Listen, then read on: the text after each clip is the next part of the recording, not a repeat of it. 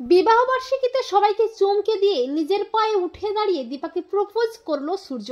হ্যাঁ বন্ধুরা, আমরা এমনটাই দেখতে পাবো অনুরাগের ছোঁয়া ধারাবাহিকের আগামী পর্বগুলোতে।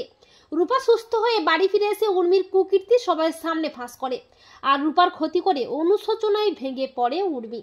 রূপার অভিমান হয় কাকাই কাকিয়ার উপর, কিন্তু জয় নিজের ভুলটা বুঝতে পেরে অনুতপ্ত হয়ে রূপার কাছে ক্ষমা চেয়ে রূপার অভিমান ভাঙিয়ে দেয়।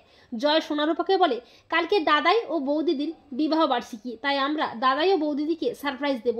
সব ভুলে গিয়ে আমরা আবারও একসাথে থাকবো। এরপর পরদিন সবাই মিলে খুব সুন্দরভাবে আয়োজন করে, আর সোনারূপাও সূর্য দীপাকে খুব সুন্দরভাবে সাজিয়ে আনে। সূর্য দীপাকে বলে, দীপা আজকে তোমাকেও আমি একটা দারুণ সারপ্রাইজ দিতে চাই। এরপর সূর্য সবাইকে অবাক করে নিজের পায়ে উঠে দাঁড়িয়ে লাল গোলাপ দিয়ে দীপাকে ভালোবাসার কথা জানায়, আর এটা দেখে তো সবাই অবাক হয়ে যায়।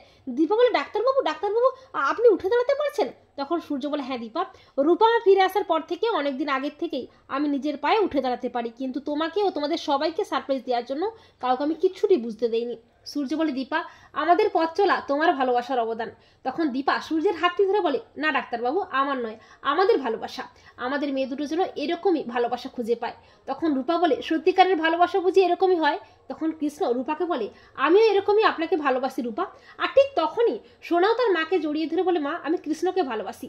তা শুনে দীপা ও সূর্য অবাক হয়ে যায়। অপরদিকে মিসকাও সুস্থ হয়ে বাড়ি ফিরে আসে। তো বন্ধুরা, তোমরা এটাই চাও তো যে দীপা যেন মিসকার কবল থেকে নিজেদের বাঁচিয়ে সোনারূপাকে বুঝিয়ে দেয় যে সত্যিকারের ভালোবাসা ঠিক কাকে বলে? কমেন্ট করে এক্ষুনি জানিয়ে দাও তোমাদের মতামতটি।